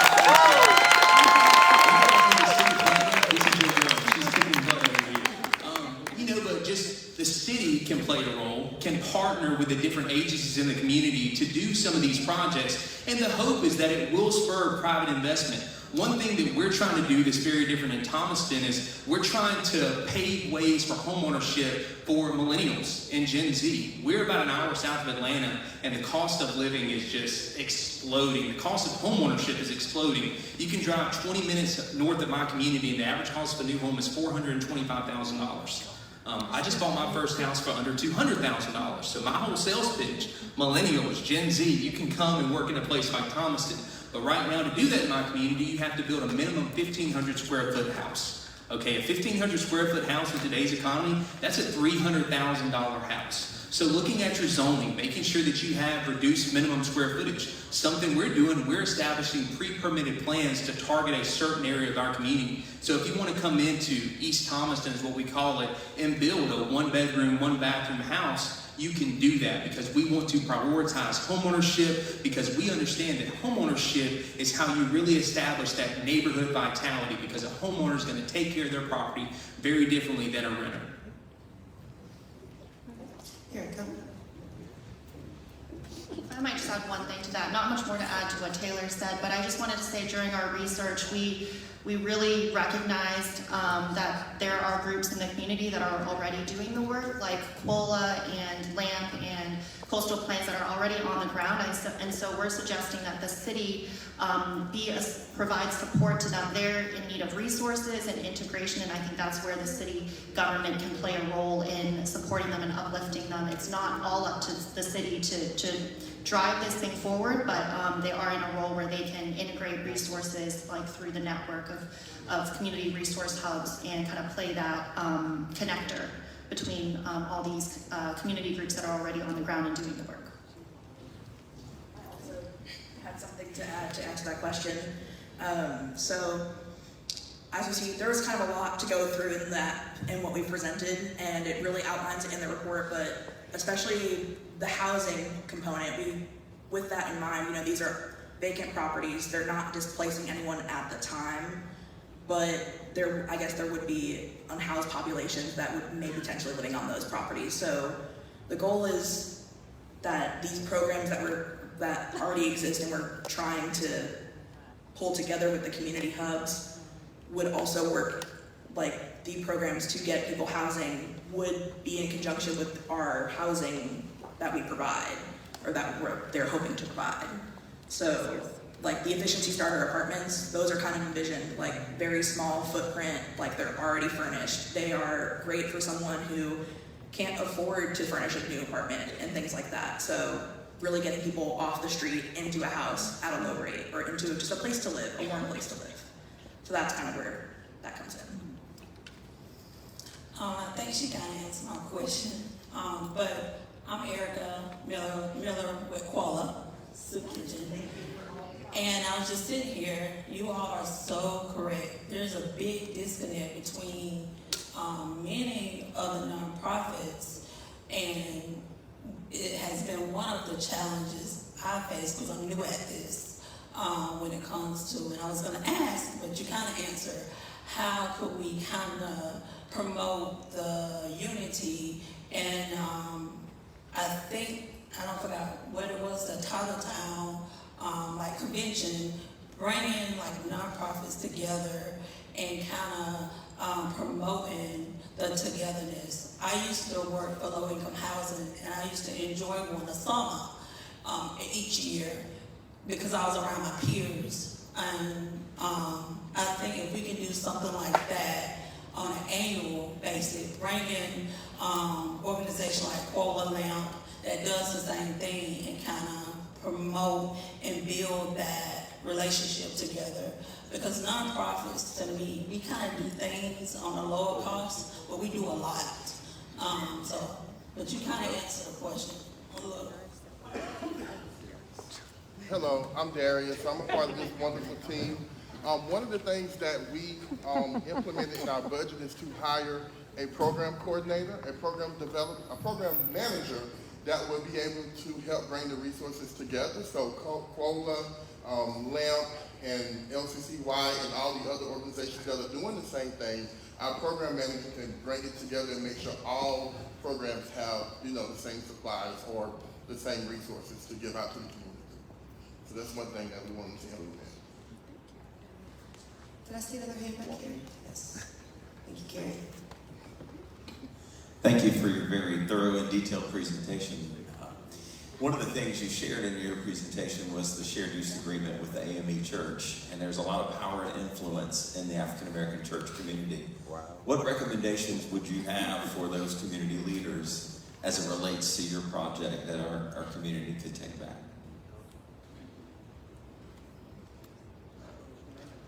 You know, I think the message that you carry back is that the city's here and the city's willing to be a partner. If you weren't, we wouldn't be here right now. That's the message. You're at the table and you're trying to fix it. You understand there are challenges. You understand there are obstacles. Let me tell you, every community has challenges. Every community has obstacles. But you guys have opportunity.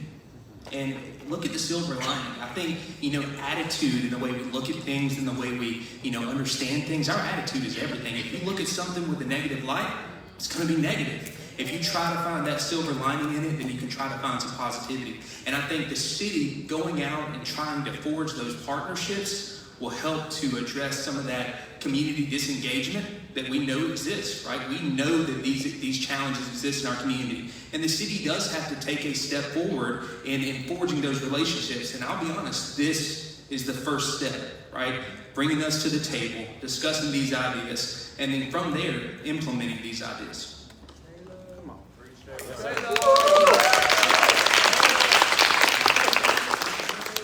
It's me again. So I'm a part of the Black Church, and I do know that we are, and one thing I can say, the AME Church, the Black Church in general, we are always ready and willing to help. We just need the invitation. So if we can get a serious invitation from our leadership, we'll jump in and be ready to help implement those resources.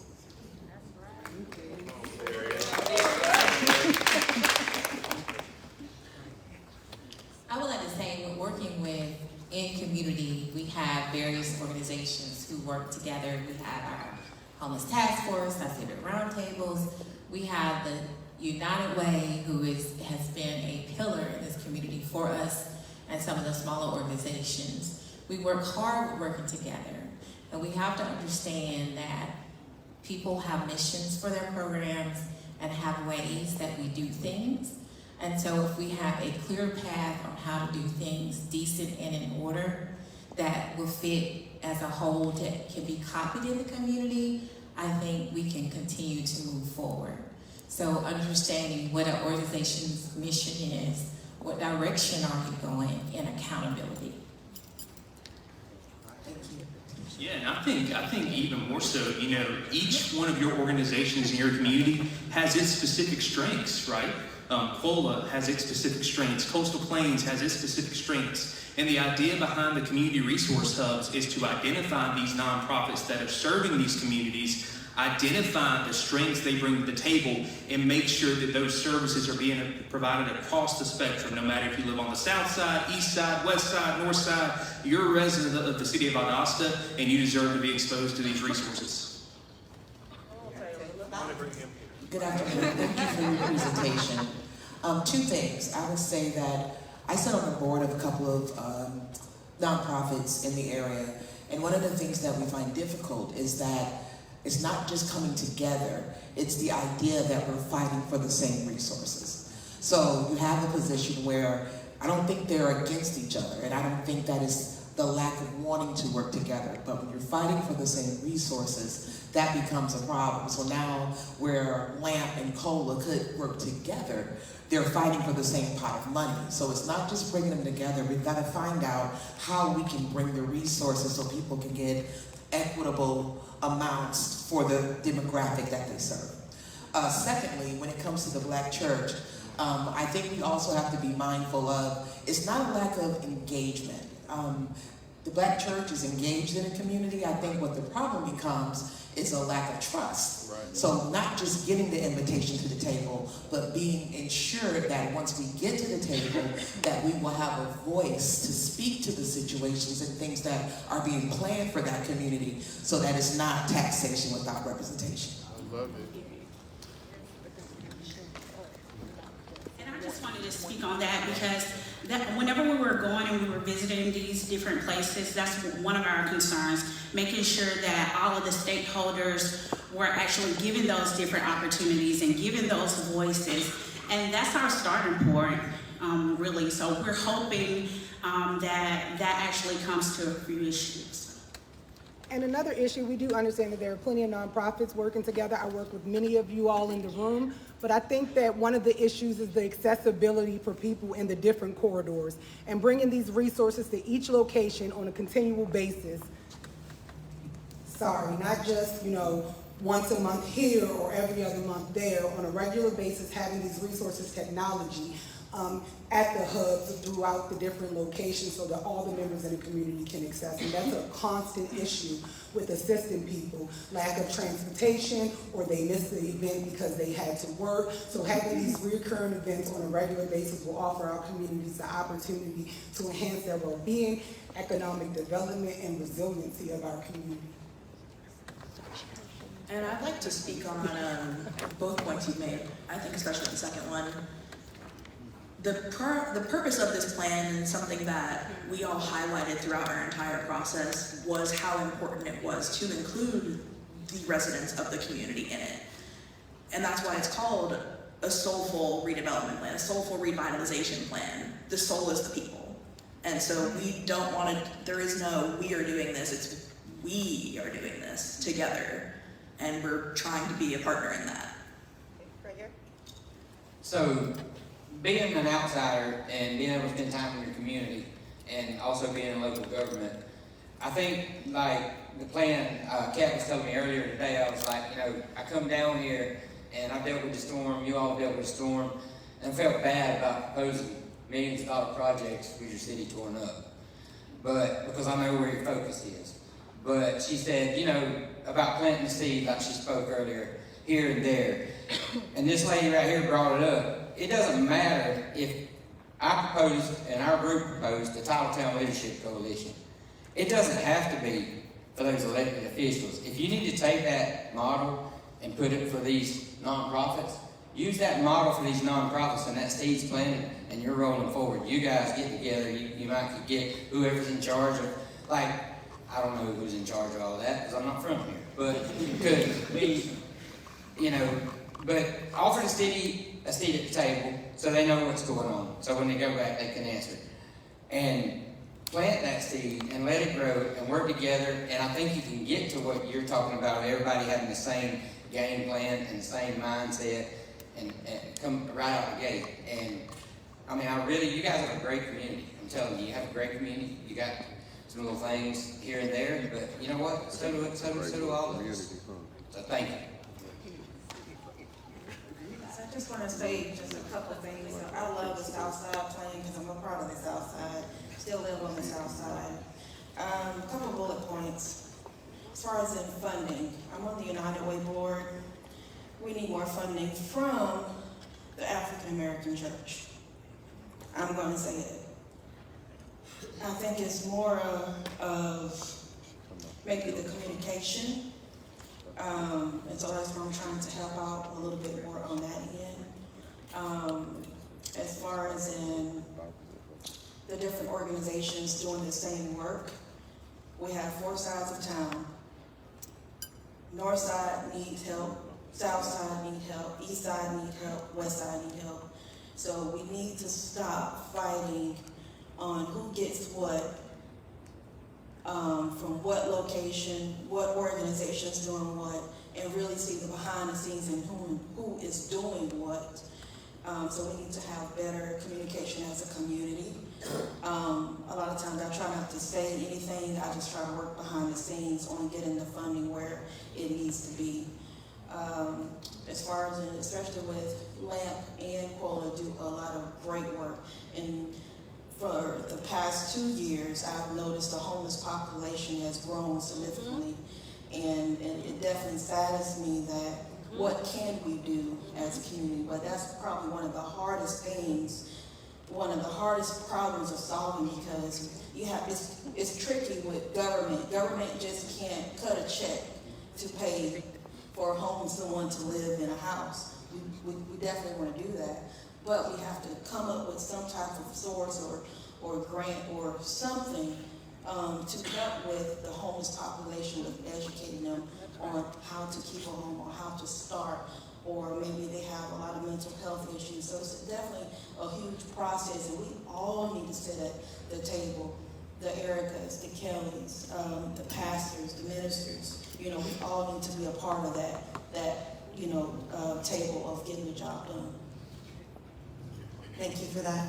Any final questions for back here?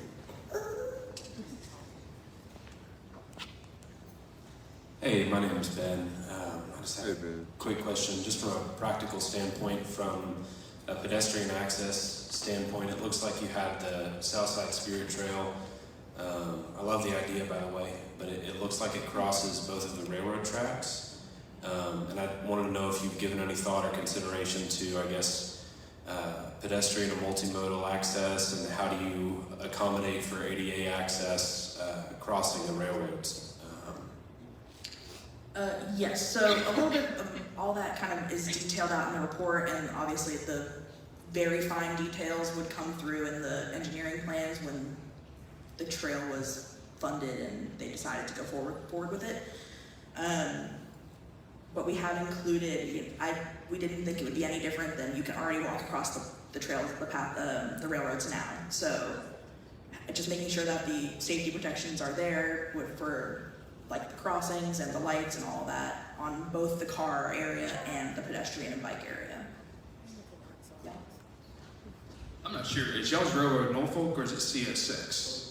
Okay, so I do know Norfolk Southern is actually pushing a program right now to improve pedestrian crossings over their rail lines. So this railroad company has identified this as being a challenge.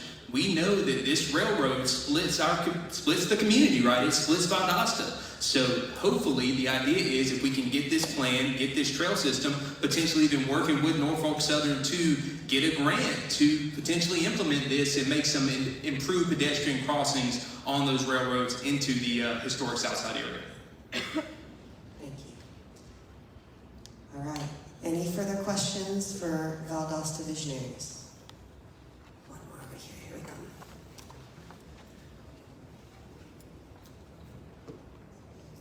If I'm the last one to speak, my name is Dwayne Johnson. I'm the president and CEO for the Southern Georgia Black Chambers. Thank you for the input. I think by hearing a lot of the feedback, this particular area of interest and the project that you proposed is something that I think has some meat to it. I'm looking forward to hopefully, we're able to implement this on a local level. It would have regional impact. It's well beyond the time that we place a lot of the hope in place of the despair that has been experienced generationally, at that part of the city for various reasons, but it's time to move forward. I think it is worth calling out that we do need to actually address what the different disenfranchisement exists in that particular area, and this definitely is something that I really look forward to hearing more about. Hopefully you all are near and dear as we depart, from this particular project, but we're able to connect with you after the fact. We have been over the last couple of years a trusted resource for this community. We represent 19 different counties, but I sit here in Lowndes County, primarily where I'm from. The other thing is that we are interested primarily in business, community, and government, so everything that's been talked about today spans our wheelhouse. We are definitely interested in the nonprofit conversation, making sure that they are brought together.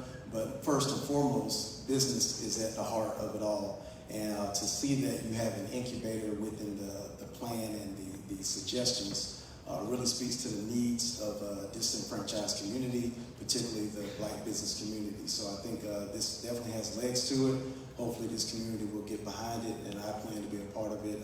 I would love to be a part of it as well. I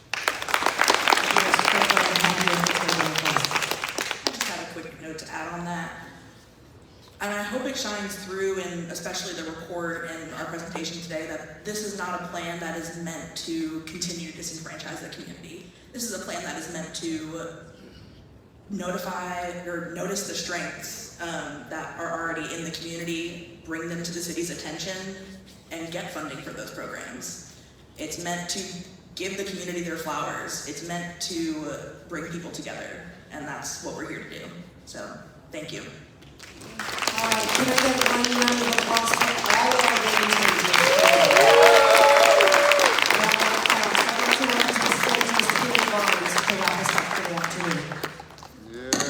Well, I would have to say that was actually, I think, our very best Q&A session we've ever had. So kudos to you guys. So I'm Carrie Barnes. I work for Georgia EMC, which is the statewide trade association for the 41 elected membership cooperatives throughout our state. And in my role, I work in community and leadership development. So what I do for communities is I help them prepare for economic development. So a lot of the issues that we talked about today, as several people reflected, every community has challenges, right? And some are bigger than others. And I want to say that one of the things that I tell communities all the time is that the kinds of challenges that we face in communities cannot be solved by one person or one organization alone. And that, to me, is part of the magic of these kinds of programs. If you notice, you know, when we put together this program, we didn't just present it to the city leaders, right? This was a community presentation because we hope that this plan, that these ideas, that the seeds of these ideas are planted in the hearts of each and every one of you. And I hope that as you leave today, you think about what are some aspects of one of these ideas that you could work to implement in your own lives, on your own street, in your own neighborhood, right? And then how can we all get involved and engaged to make some of these seeds just blossom into those flowers? So I'm really excited to hear what is going to come in Valdosta in the next few years. I will tell you that I was a young game changer myself when I was in 2016. We were in the city of Douglasville, and I've been involved with every single program since then, kind of helping to co-facilitate, and I serve on the board of GeorgiaForward now. But I will tell you that I think that this program really is a very, very, very special leadership program. We say that it's a leadership in action program, and I think that all of our young game changers can attest that we put them to work. So again, I'm really excited to see all the things that come out of this program and all of the wonderful things that are to come. So speaking of what's next, I also want to highlight that we have set our sights on our next community, and we are going to be in Athens, Georgia next year. So you are somebody who, if you're between the ages of 25 and 40, you know, so some of us, maybe we can like get underneath that 40 just in time, right? But if you know somebody that you think would be a fantastic young game changer, we would love for you to apply to our program. Applications are open between now and December 6th. And again, it is a program that we are putting you to work in, but I will be willing to say that I think that this kind of work is so valuable and so, so, so important. So a couple of notes. Again, send people you know to apply for Young Game Changers. But at the bottom of your program for today, you see there's a little QR code here in the corner. So all of the recommendations, the presentation, the final report, all of this information will be on the website. See, we have these beautiful, see over here, Kat is displaying our red and white model. This book is lengthy, it is in depth. You heard everybody refer to, you know, hey, you can find more information in the final report. So we've got that available to you. We have some printed copies, but we also have the digital format. So that'll be available on our website, available in perpetuity. So we encourage you to take some time, dig through that report, identify, again, what are those seeds that you can plant in your own community. So anything else? I think that's it. So really and truly, thank you to each and every one of you for your time, for your thoughtfulness, for your questions, for your love and care for the city of Valdosta, and thank you to our Young Game Changers, because this would not be possible without you guys. So thank